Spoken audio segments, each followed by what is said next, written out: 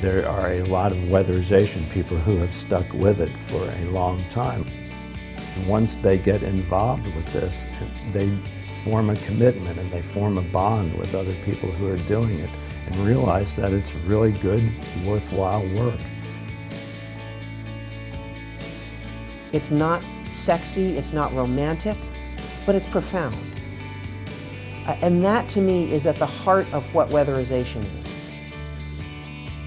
It's figuring out smart, effective systems to go out day after day and do the work that needs to be done and to get ever more effective at it and to bring new resources into doing it and to know that you're helping people in a very fundamental way. I work at the local high school. My hours were cut and it's just harder and harder to make ends meet.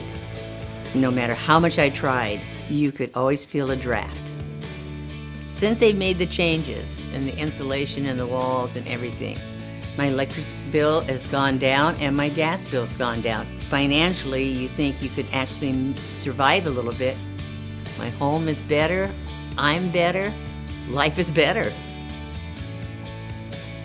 There's beauty in being able to go home at night, feeling good about what I've done that day.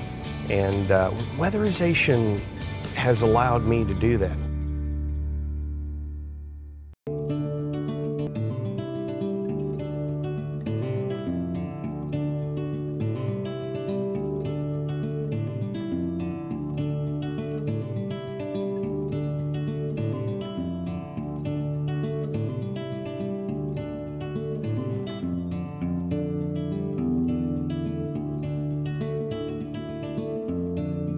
This is the story of the Weatherization Assistance Program. It's a story of people helping people, about dedicated crews working to help the people who need it the most, making their homes warm, safe, lowering their bills so they don't have to choose between turning on the heat and putting food in their cupboards. The Weatherization Assistance Program started out 35 years ago. It wasn't much at first.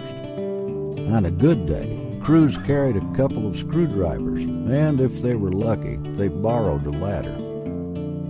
The government gave them the jobs, and they were grateful for the work. But a funny thing happened along the way. They started to make a difference. People started saying they could feel the changes in their homes, and it wasn't just a job anymore. Once we started going to houses and seeing what sort of difference we could make, it really became kind of a mission in a way. Well, I think it's had longevity because it does things that are needed for people in our local communities. Every time energy prices go up, that intensifies the need to have programs like this. The Weatherization Assistance Program was born out of crisis. The United States was in the middle of a decade-long recession. Unemployment was up, and so were people's energy bills. In 1973, as oil exporting countries in the Middle East imposed an embargo, oil prices skyrocketed. The nation got anxious.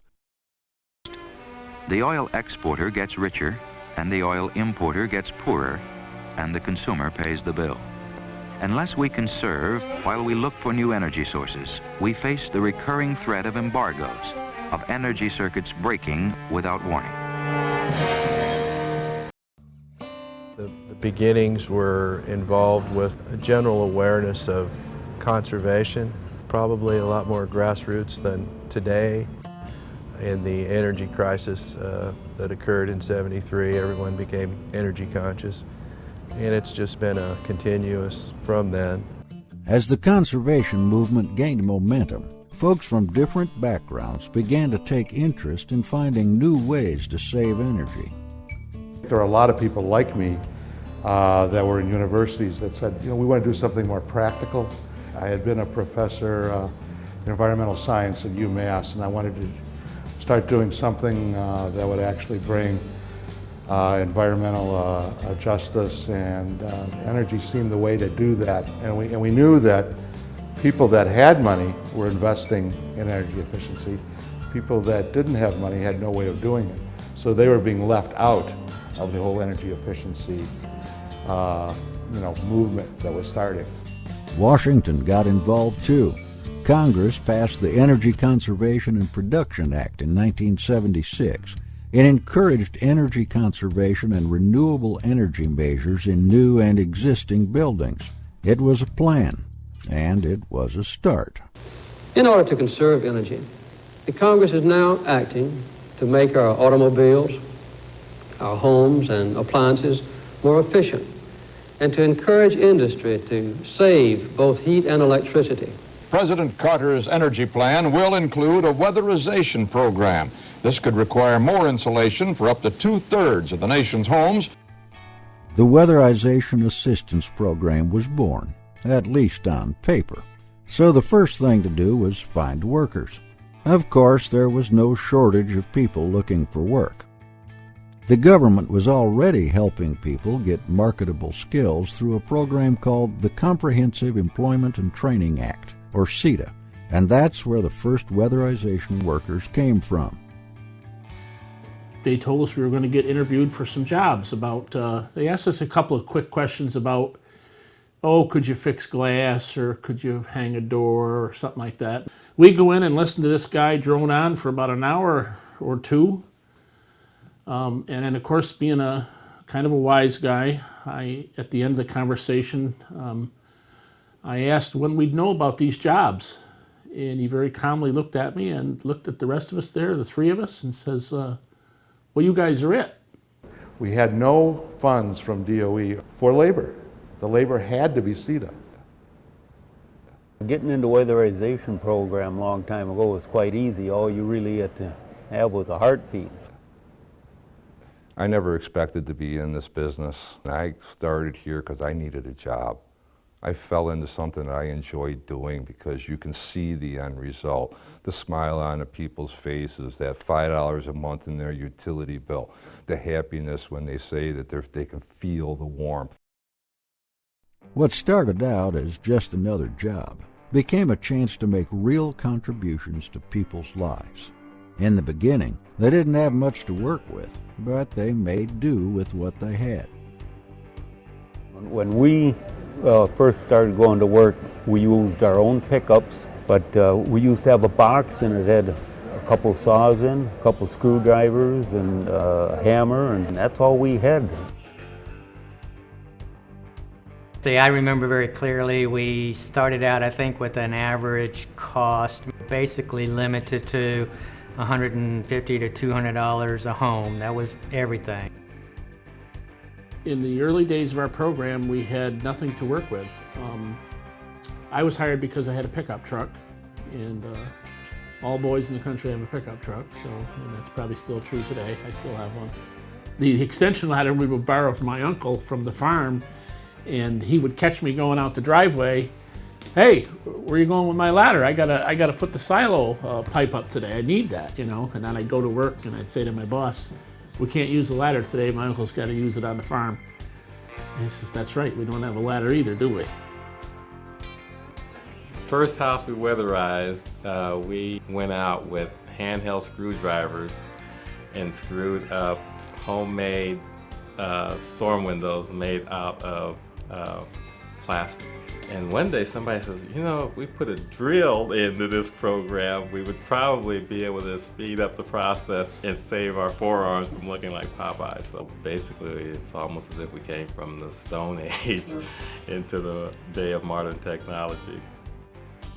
Those were good days. Oh my gosh, those were fun days. And we did really good work at doing things that we believed were the right things to do. We didn't have enough money to do the full job. It was very inadequate, but it was a start. It was the best we knew how. The technology of weatherization in the 1970s was insulation, weather stripping, and storm windows primarily. And caulk. They used caulk to seal cracks and prevent drafts. Sometimes they used a lot of caulk. So when I started, we basically was caulking windows and doors. We caulked anything that moved or didn't move. We'd use 200 tubes of caulk on one job. At that time, you had workers just looking around the house, looking for any crack they might spot, just visually, and maybe caulking or weather stripping, but it was totally random. We would do things like putting plastic over windows and doing caulking, things like that. But over time, as people became more sophisticated, they began to do more to actually fill insulation into the walls of the house, to do other minor structural changes that would help a lot. I remember one of the first times I ever visited a weatherization site. This elderly lady lived in this small but interesting home. Her husband had built the home for her as a wedding present, and he had died, and the only connection she had left to him was that house. And she had so little money that she lived in the kitchen, the downstairs living room, and the bathroom, and she shut off the heat to all the other parts of the house. The weatherization program moved in, insulated that house, and it was the only thing that enabled her to be able to hang on to that house. And she cared as much about that house and hanging on to it as she did about life itself. Insulation became a major component of the Weatherization Assistance Program. That's the pink fluffy insulation that looks like cotton candy, fiberglass bats. These were installed mostly in attics, but for installing insulation in walls, there was a simpler, economical material that also came in handy: cellulose. Cellulose insulation is basically recycled newspapers and magazines. They're ground into a fine paper pulp, then treated with fire-retardant chemicals, such as boron. Simple and economical? Yes. But was it safe? People were very suspicious of blowing in newspaper into their walls, because that essentially is what it appears to be and what it is. And boron, we had to make sure was not harmful in terms of breathing any of this stuff, and was it really effective? And we had to have tests before we incurred the liability of the federal government or the agencies into doing it. There's no perfect insulation in the Western world, but cellulose works pretty well, seems pretty safe. And one of my favorite stories is somebody having a grease fire in the kitchen and things burnt like crazy. It turns out the house was weatherized a week before, and so finally the gyp board fell down and the cellulose that was recently blown put out the fire. So what does that mean? I'm not sure. The insulation is blown into walls as tightly as possible in order to keep gaps from forming when it settles. It's a process known as dense packing.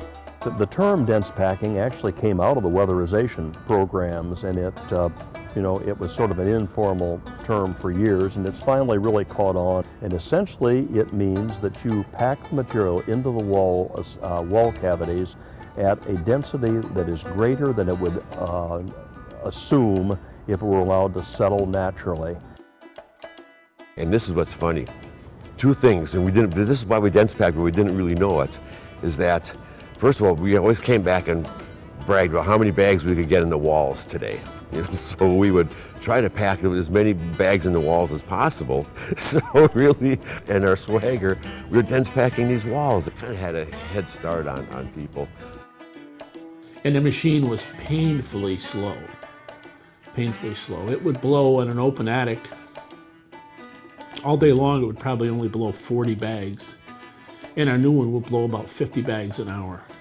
So, it was a painfully slow job standing out in the cold while this thing just churned along. Slow or not, it was definitely working.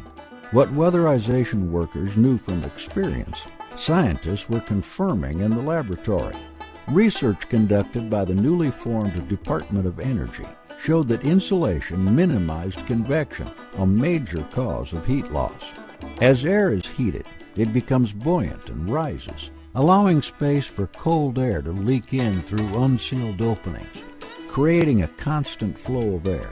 Heat also escapes through any openings as it travels toward the cooler temperatures outside of the building. Slowing down the airflow slows down the heat loss.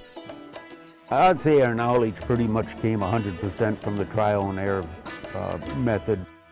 The blower door was the first thing that came along where we could actually do a before and after type of test. Before then, all it was asking the people, did this make a difference in your life? That was our testing in the early days. A blower door uses a powerful fan to suck air out of a house. Air pressure inside decreases, pulling outside air into the house through any unsealed openings. Workers found the leaks by feeling around for drafts or by using a smoke pencil.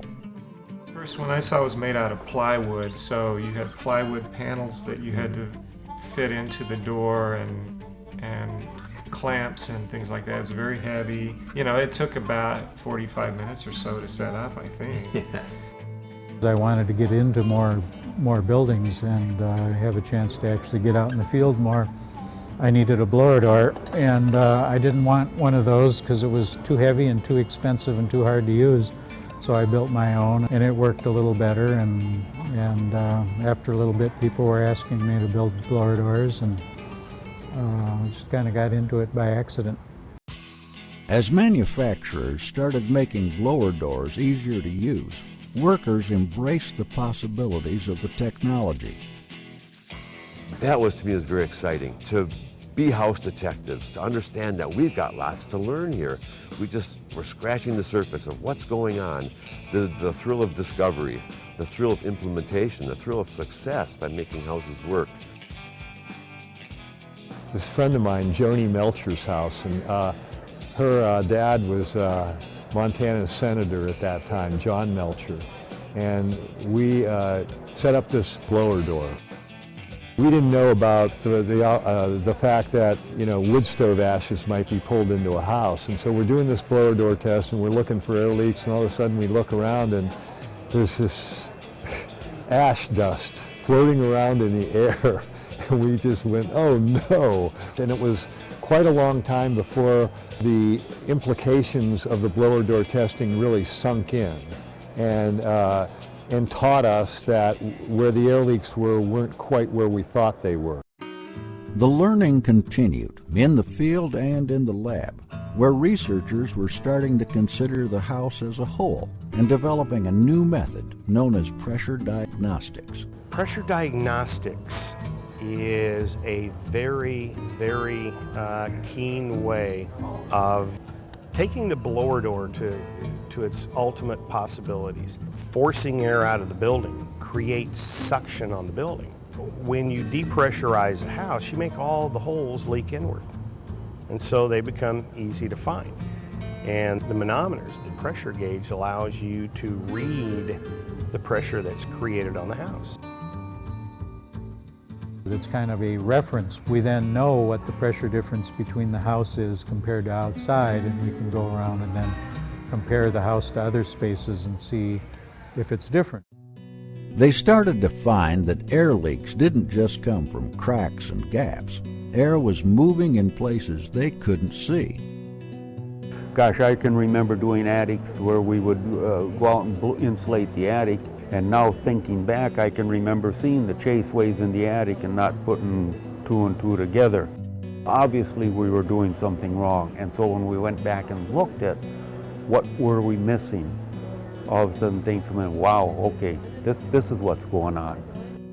We then learned that it's really important to go to nasty places in houses like where the sill plate is on top of the foundation wall, and take a look and see where the spider webs are, because they like to be where the action is.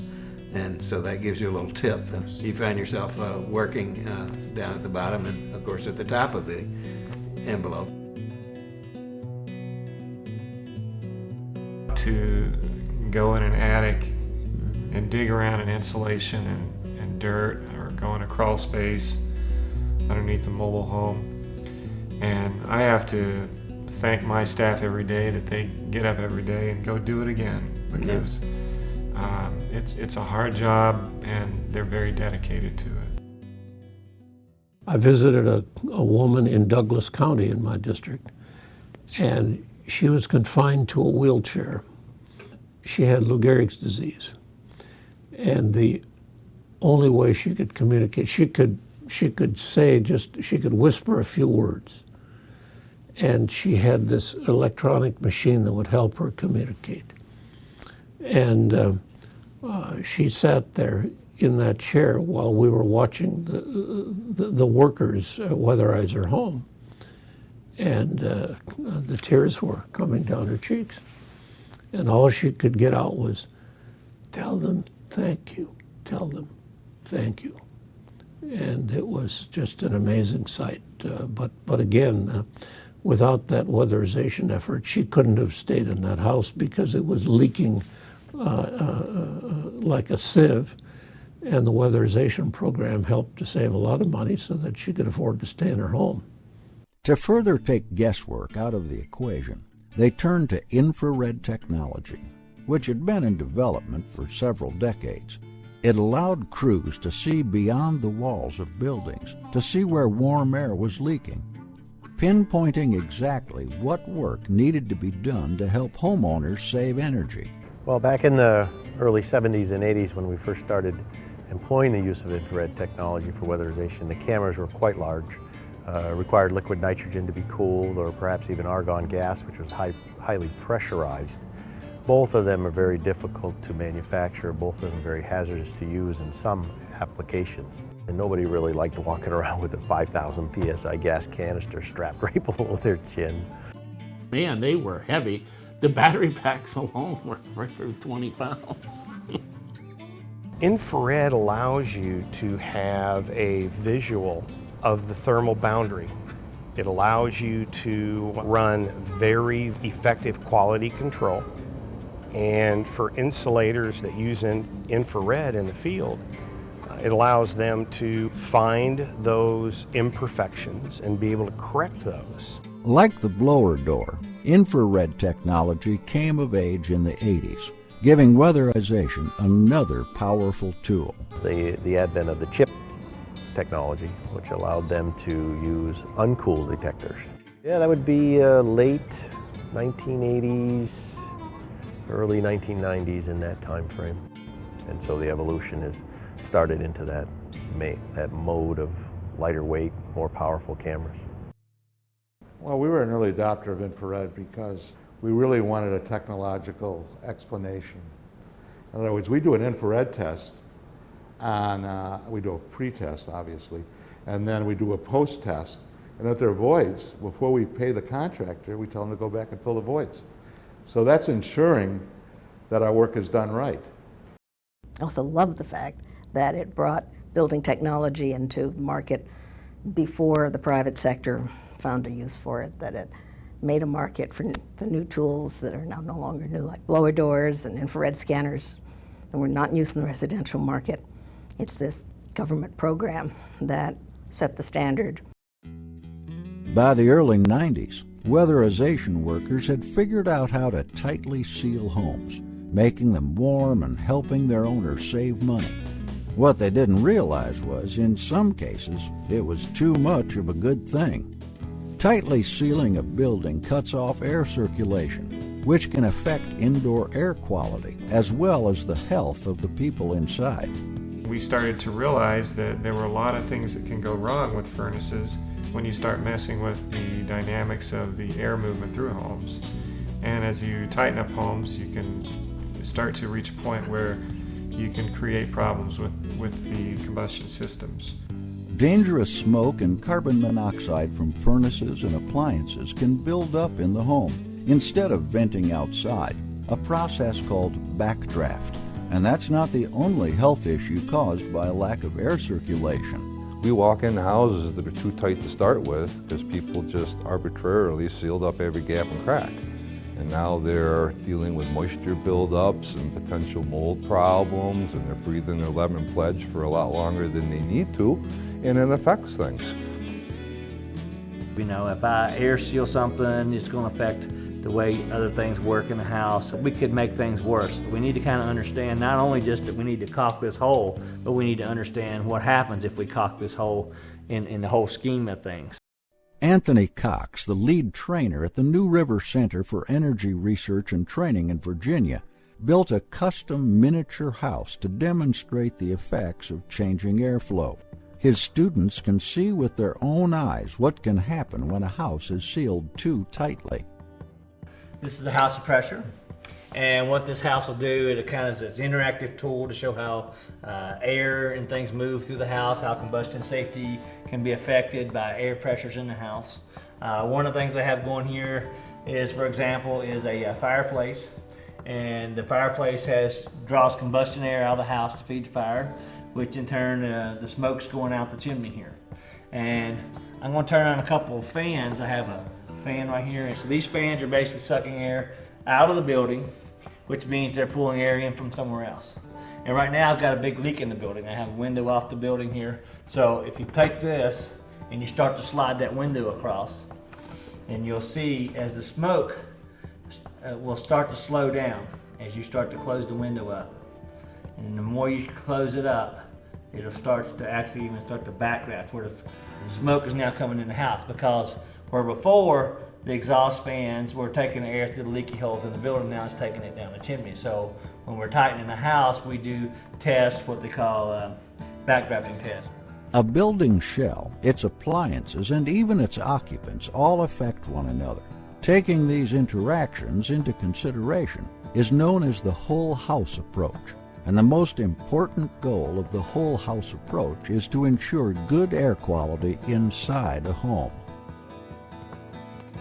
The issue of air tightness started becoming a concern, and with that concern became indoor air quality. That the issue exists, and it doesn't just exist in low-income housing, it exists in new construction. You've heard of sick house syndrome and some of the other stuff that exists out there, and that's because they were tightening up houses, but they weren't doing it properly and ensuring that there was proper ventilation in the house to make sure that they weren't growing mold and that there wasn't outgassing from VOCs and other new things in the house. See, I think in addition to lowered utility bills, we come in and we do health and safety checks, like they might have a water heater that's not working correctly and is backdrafting carbon monoxide, and so we will help them facilitate getting that fixed. In the mid-90s, the government decided it was time to look back on the program it created 20 years before. The Department of Energy took a survey to assess how well the program was really doing, measuring its impact on communities around the country. On the one hand, it was a way of assessing the impact of the program to the people who were not involved in it. The outside world that had to provide funding for it wanted to assess how well it was doing, so it was a means of generating information. The results from the Oak Ridge study proved what crews in the field already knew: weatherization works. In cold climates, heating bills fell substantially. Gas bills fell by up to 25%, while electric bills fell by 42%.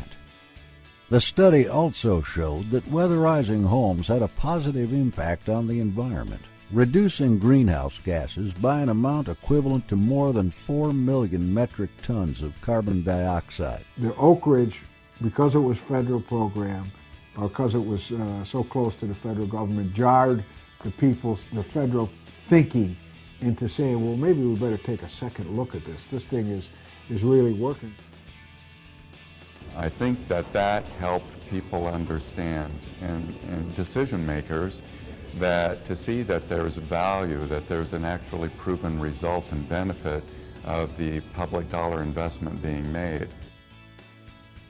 So I think a number of the outcomes from the original national evaluation of the weatherization program were to improve the program performance by increasing the use of electronic audit tools, by creating more emphasis on efficiency of the weatherization program in hot climate zones, and by improving the quality of the work being done. I have lived in Indiantown all of my life. I'm 79 years old. My husband and I built this house in 1957, and I've been here ever since. I had an air conditioner, but it did not do the job. It was always simply just too warm in here. After getting the air conditioner, it made things cooler, and of course the heat in the winter really helped. You know, it makes you breathe better, makes you feel better. Having everything sealed up, the caulking done, the new doors, the new windows that the cracks were in, it's really made a difference in my electric bill. It's made things more comfortable. The house has been cooler. I've had a nicer home. My family enjoys it as well as I enjoy it. Another national program, the Low Income Home Energy Assistance Program, or LIHEAP, became a natural partner for the Weatherization Assistance Program. LIHEAP provides modest, temporary benefits to help low-income people pay their energy bills in times of need, while weatherization helps reduce those bills in the long term. I'm one of the fathers of LIHEAP. Senator Ed Muskie in the Senate and Congressman Silvio Conti in the House and I teamed together in the 70s to create the Low-Income Heating Assistance Program during the energy crisis at that time. And that was just another aspect of dealing with the problem along with the weatherization program. Now, Congress set up in the statute the ability that we could use some of the funds for weatherization. We direct them to the weatherization program in hopes that we can improve the energy efficiency of their home, and perhaps we can help them avoid having to return for energy assistance in the future. Years ago, when I was an energy auditor, I got a phone call from a customer who was basically in tears. Her children were being taken away from her. She had inadequate heat in the house, and the county had come in and said, if you don't get this situation fixed, we're going to take your children. She had exhausted HEAP, which has an emergency furnace component, so she wasn't eligible for emergency HEAP and had no resources to put a new furnace in her house. So at that time in the program, it was difficult for us to put in a heating system because they were relatively expensive. It was an expensive measure for us to do. But I pulled a few strings, made a few phone calls, called the state, and we actually got a heating system installed for the woman, and she saved her children. She kept her children in her house. I mean, and that's the kind of thing that weatherization can do that's huge in the grand scheme of things. Weatherization delivers what many people perceive as a more permanent solution. If you weatherize a house, it delivers energy efficiency for a long time, for many years to come, and it helps reduce the energy burden on those households for an indefinite period of time. I'm a single mother. I work 3 jobs and then I go to school. Energy assistance has helped me. I've used it actually twice now. One time I was in a really tough bind. My sister was living here, she moved out. I was working a couple jobs, going to school, and unfortunately it kind of came as a surprise, and I didn't really expect to be paying all of the power bill and all of the rent, so energy assistance really helped me out there. And then I had some weatherization needs. Oh, a little bit about Montana winters. I think they're awful. They're cold, they're bitter, they're like bone-chilling. I had some leaky spots in my house, so I thought I'd go and request their help. Now that I'm back on my feet, I'm okay to pay my power bill, but having it for those couple months where I couldn't, it was really incredible. At the dawn of the new millennium, the Weatherization Assistance Program could be proud of its accomplishments. It had made millions of homes warmer and safer and lessened the burden on some of the most vulnerable people in the country. It had brought new technologies to market. It advanced our understanding of how buildings work and changed how new homes are built. It had proven the value of green building, even sparking interest outside of the low-income weatherization community. With the green jobs movement, I think weatherization grew in the 2000s as more and more people became aware of these issues and energy efficiency in their homes. There started to be some more talk about, middle class and even upper class focus on energy efficiency in their homes. One of the most important things for me about the Weatherization Assistance Program is just the heroic nature of that work. So often in life, it's easy to go out and do the shiny new thing. It's so much easier to create some sort of new program rather than doubling down on the stuff that's already working.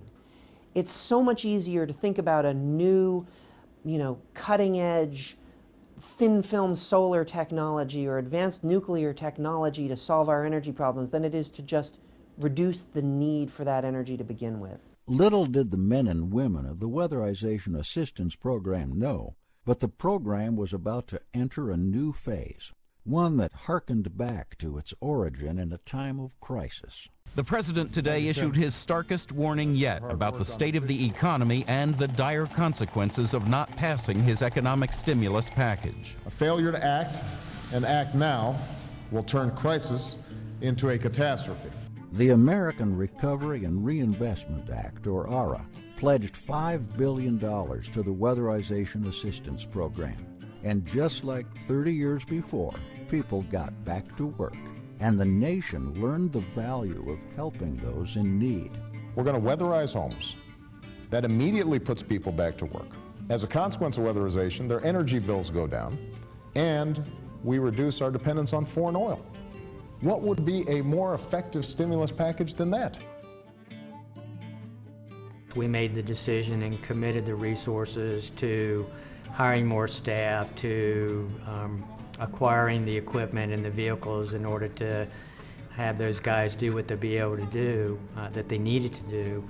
The sudden influx of funds was a blessing, but the dramatic increase in the program's size meant there was a lot of work to do. Crews had to be assembled and trained. Money had to be distributed to local agencies. Paperwork had to be filled out. Going back right before the Recovery Act took place, there was about $500 million had been authorized, but only about $150 million was being spent, and so they were trying to scale from $150 million to $500 million. Suddenly, these community action programs, community development organizations were being asked to scale vastly beyond that, from $500 million up to $5 billion. So there were new mechanisms, there was hiring, there was what are the standards attached to the money as you move it from the federal program to the states and out into the community.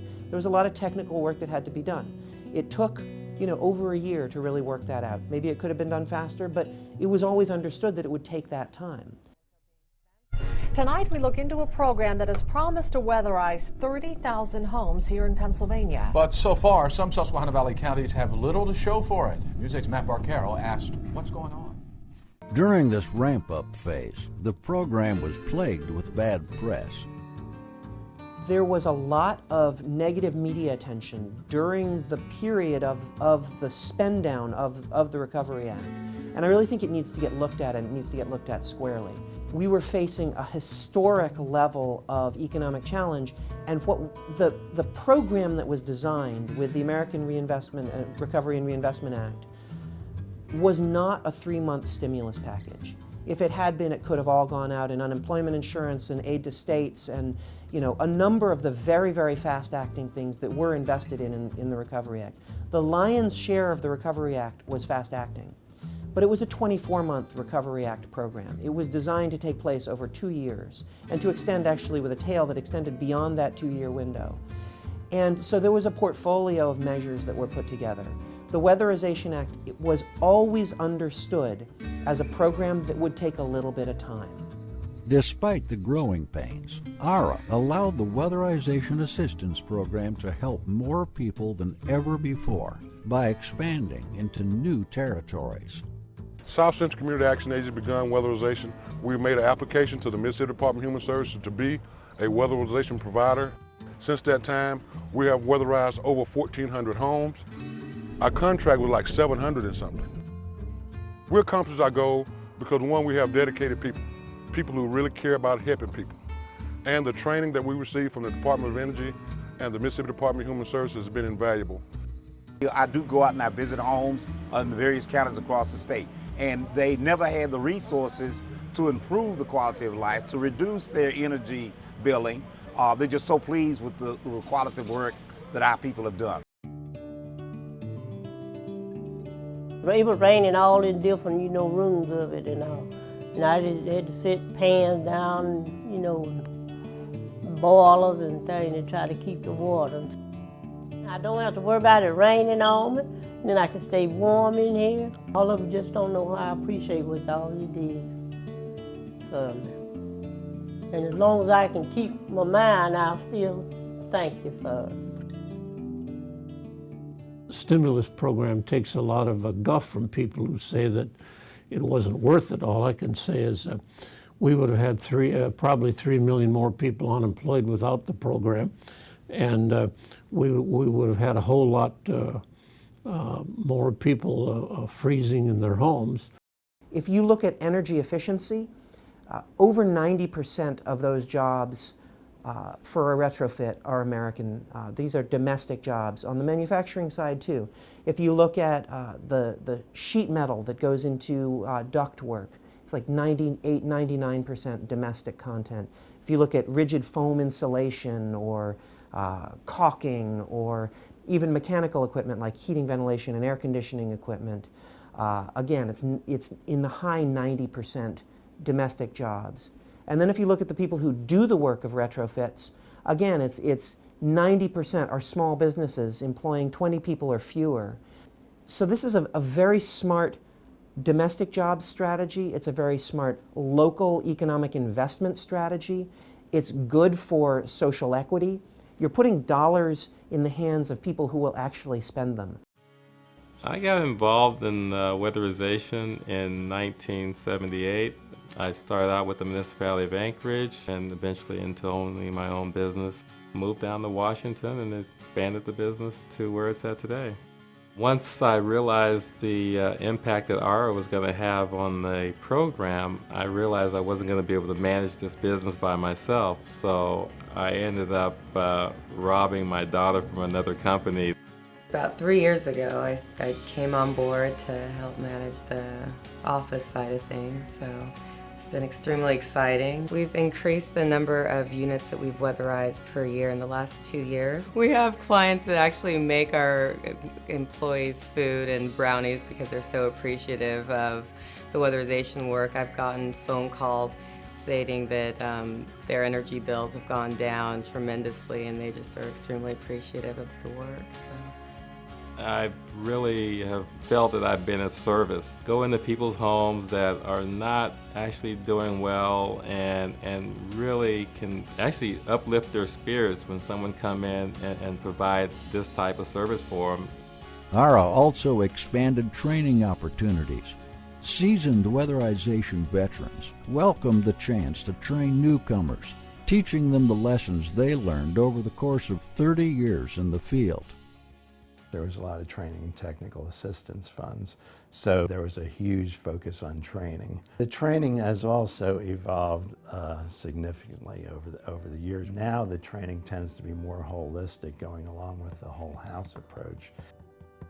And I think what the ARA funding allowed was the agencies to benefit from using technology and then applying it in the field. The one thing that it did do, because of the amount of money that we were talking about and the number of pieces of equipment that were sold, prices were able to come down because obviously volume went up.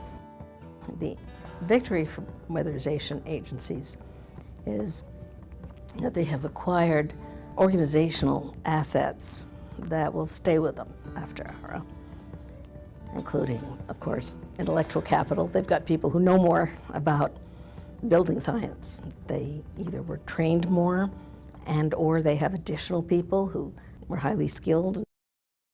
In Denver, Colorado, the Veterans Green Jobs Program helps America's veterans transition back to civilian life. It provides education and training in weatherization and other green industry work. Veterans Green Jobs was established in 2008. What makes the Veterans Green Jobs program so unique is really the jobs aspect of our name. We are all about having a meaningful job at the end of any sort of transition or education program.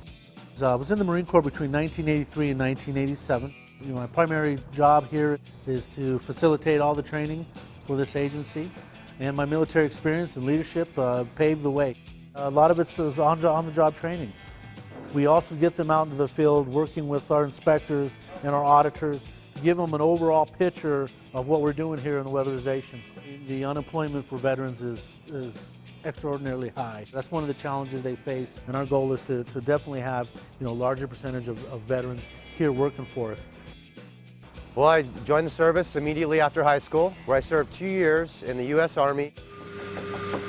believe that Veteran Green Jobs allows me to continue serving my country because most of the work we do is for lower income households.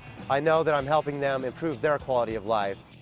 A representative from Veteran Green Jobs came out. They were here two days, they worked hard. I can already see an improvement. What they have done for me is amazing. I would not have been able to afford to put insulation in my home and do all the other things that they did.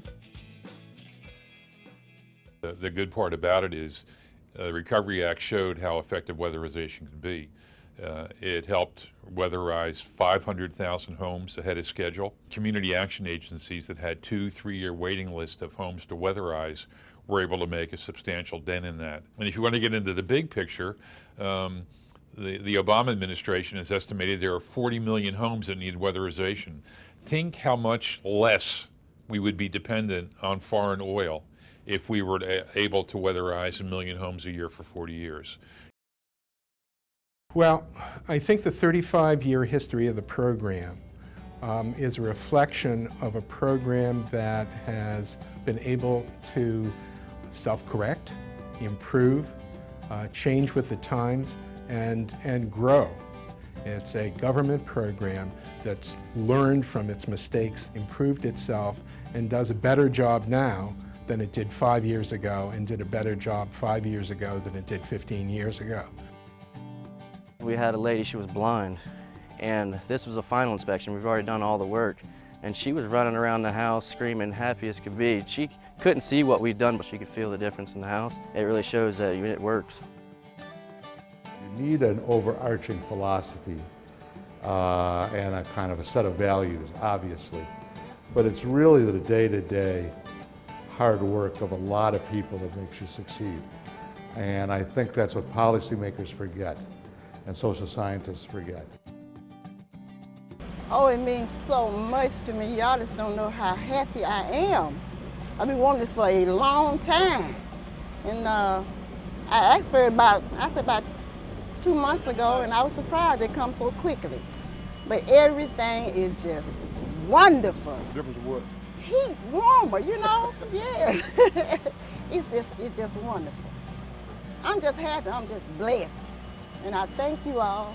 Y'all are my angels. It's also about self-satisfaction. We've got tremendous crews in this country. You know, in simple terms, the weatherization program is really good, hard-working people putting in a good, hard day's work, helping other people survive this crazy world. You know.